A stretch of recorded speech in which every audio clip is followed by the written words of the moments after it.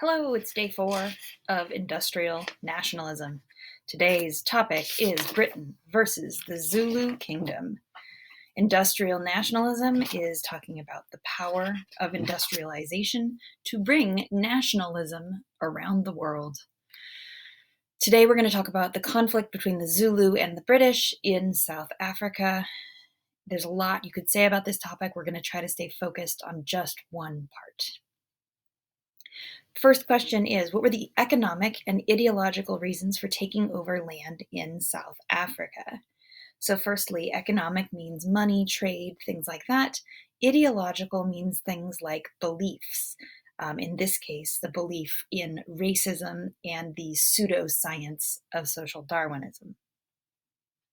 Some brief background. The British took control of the Dutch colony in the southern Cape of Africa after the Napoleonic Wars, and they kind of stayed settled in Cape Town down here at the bottom for a while until they discovered all of these resources in the land just north of there. They were especially interested in diamonds and gold, but they were also very interested in coal and iron, as you can see from this map. Obviously, these things are valuable, but rather than trade and negotiate like they did in India, they were instead of encountering big kingdoms like the British encountered in India, they encountered the Zulu people. The Zulu kingdom of South Africa, they were a kingdom, but they didn't have palaces and cities in the same way as the kingdoms in India. Instead, the Zulu kingdom was mostly made up of pastoralists, pasturing of cattle. These are basically cattle ranchers. And because of their main industry, their main job, cattle ranching, these villages and towns and individual settlements were relatively spread out. We have this nice photo of a ranch in southern Africa today. It's located somewhere around about here near Durban. And you can see that the countryside is very beautiful. It's got a lot of grass, doesn't have a lot else, but it was perfect land for the cattle. The Nguni cattle were the particular breed that the Zulu were pasturing, were herding, and were ranching. The Zulu people didn't have giant cities. They didn't have like palaces and castles and things for the British to take over, but they were a prosperous, functional culture of their own. But the British felt like that the Zulu were wasting their resources, were wasting the land. The British felt as that it was their duty to do what we see in this picture here in the middle. So this is a cartoon that was put in a magazine. This lady here represents Britannia, the country of Britain. This guy here represents a gold miner / farmer, white guy, potentially Dutch, potentially British, who's looking at the prospects of the future. And this guy down here, this black South African, probably is supposed to be a Zulu man because of his shield and his spear. He's looking at, the three of them are looking at the imagined potential, the imagined future of South Africa. So the British see this pastoral, ranching, cattle raising lifestyle as a waste of all these amazing resources. If we could just get our hands on these ranches, dig them up and get the gold and the diamonds and the coal and the iron, we could turn South Africa into this, urban industrial landscape with, you can see there's factories with smokestacks, you can see a train station, you can see, a bunch of buildings and boats and buildings like European style government buildings. So this is the imagined future, and this is what the British wanted to do to South Africa. The British thought that the Zulu were wasting their resources.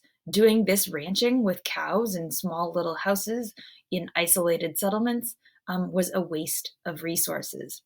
And they on purpose depict the Zulu man here as being, primitive, as being on the floor, as being subservient. All of those things are part of the ideology that helped the British to justify their actions. This brings us to the last thing, which is social Darwinism and the pseudoscience of justifying racism with things like the shape of people's skulls. So we have these three images over here, and it's a relatively famous set of drawings. On the top, European skull of a human. On the bottom, the skull of an ape, and in the middle, allegedly, supposedly, the skull of a Black African man. This was widely circulated as scientific truth, and it was used in conjunction with the new science of Darwinism to try to say, oh, Black people are less evolved than white people. White people are evolved, they look like humans. Black people are somewhere halfway between chimpanzees and humans. The problem with this is that it is completely pseudoscience. It is completely fake science. Photoshopping and fake videos are not something that's new. I mean, back in the day, it was just drawings in newspapers and magazines that were fake instead of Photoshop.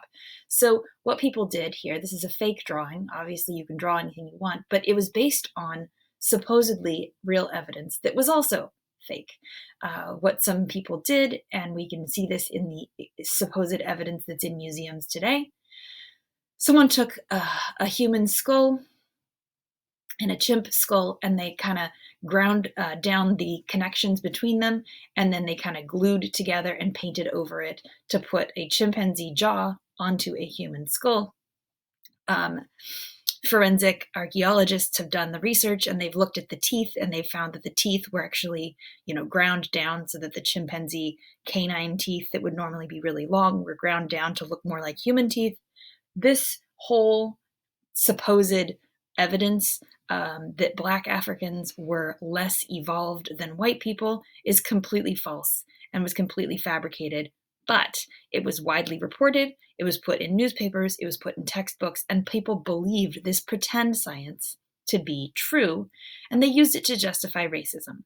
So back to South Africa, if you believed this was scientifically true, and you believed that the Zulu were wasting the resources of South Africa and they were just herding cattle, then you could believe the British justification, the British ideological justification for taking over the land. The Zulu are wasting the land.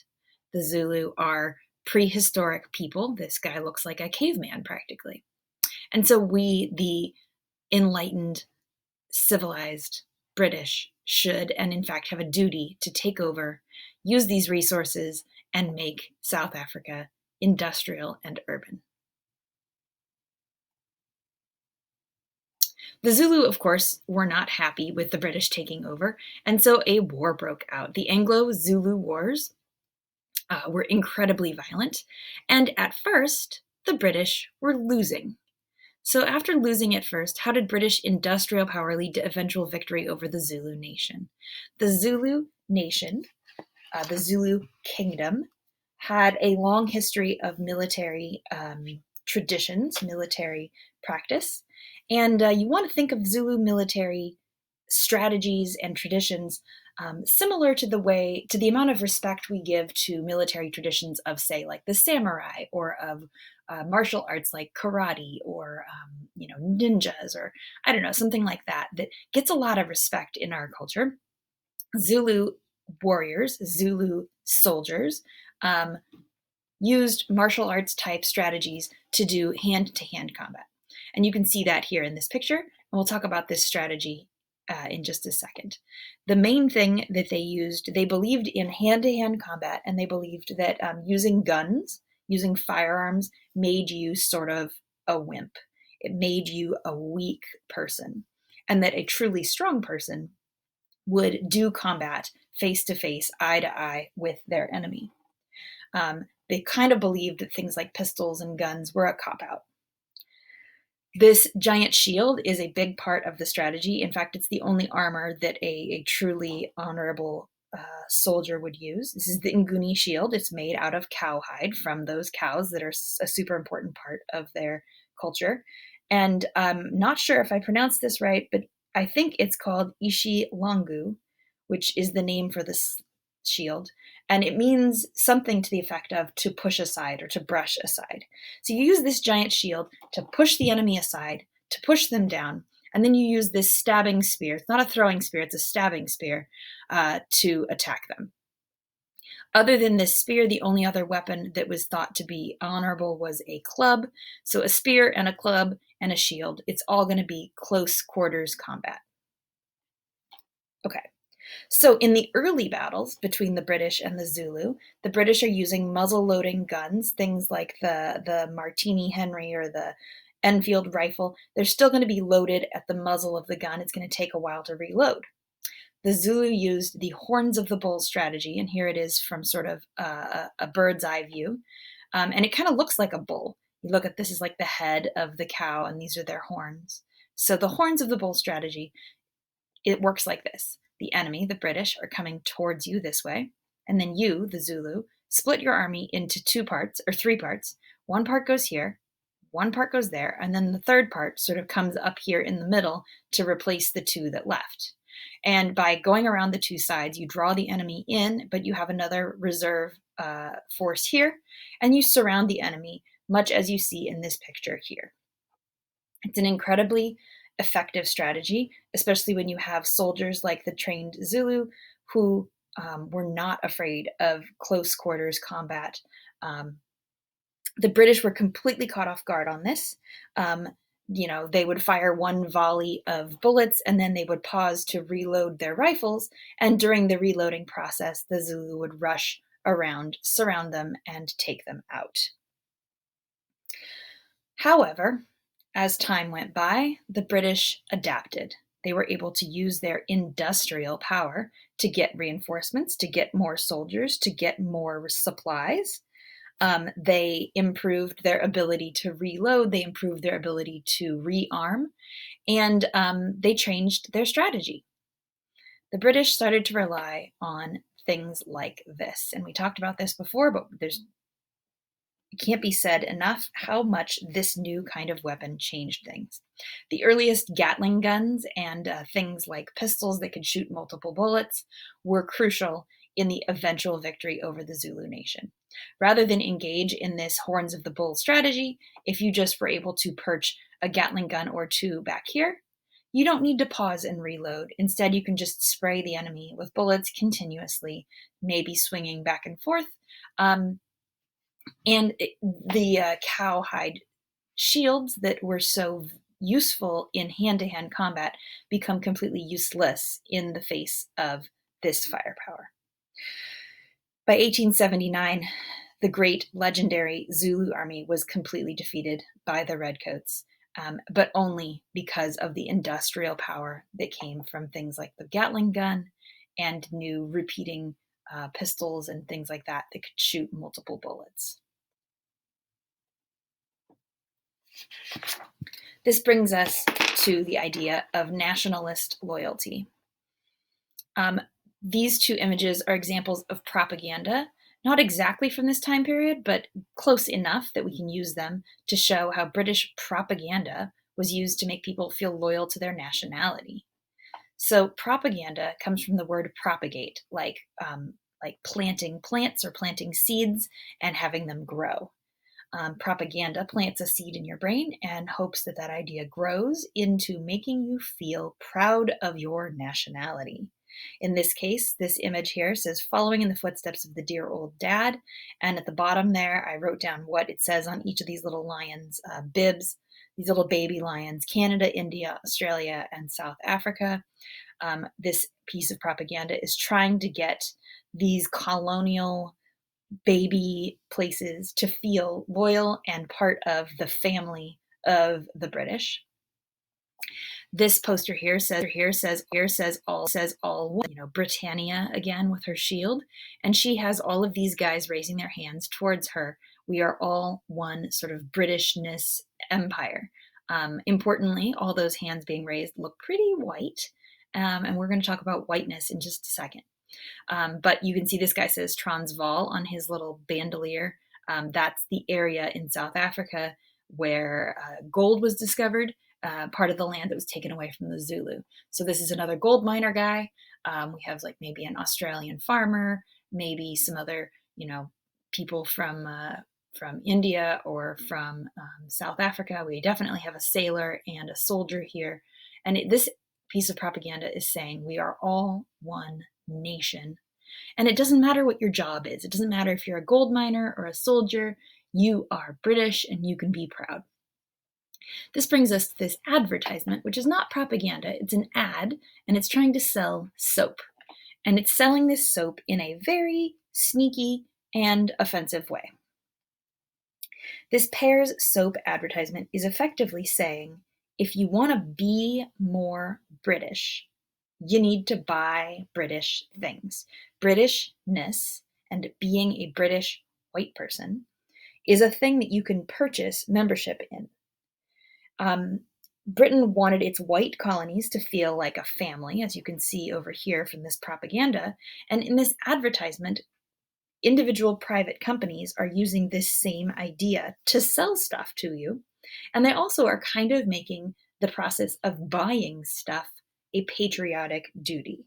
Like if you buy this soap, not only are you going to be clean, but you're going to be more white. You're going to be more British. This ad has this little white baby kid giving soap to this little black baby kid, and in a bathtub that says matchless for the complexion. It's talking about the quality of your skin, but it's also got kind of a double meaning because you can see the after the bath, the white kid has taken the mirror and is showing the formerly, I guess, black kid that the blackness has been washed off. This soap was not intended to bleach your skin. It was not intended to change your skin color. This was sold to white people to tell them that they were being good white people. It was sold to white people. You can see here for gentlemen, for ladies, they're very white up here. This was not sold to black Africans. It was sold to white British people. And it was telling them that, maybe people of color, black South Africans or people of color in India or other people of color across the empire, it's kind of saying that those people are dirty and that you, a white person, are inherently clean. And this is the very beginning of nationality and racism kind of combining into one idea. But at this point, being British means, having a bath and having soap and being part of the British nation, being proud of your Britishness. Using this soap will make you feel more British. It will make you feel more white. It will make you feel like you are all part of this one empire. And it doesn't matter if you're rich or you're poor.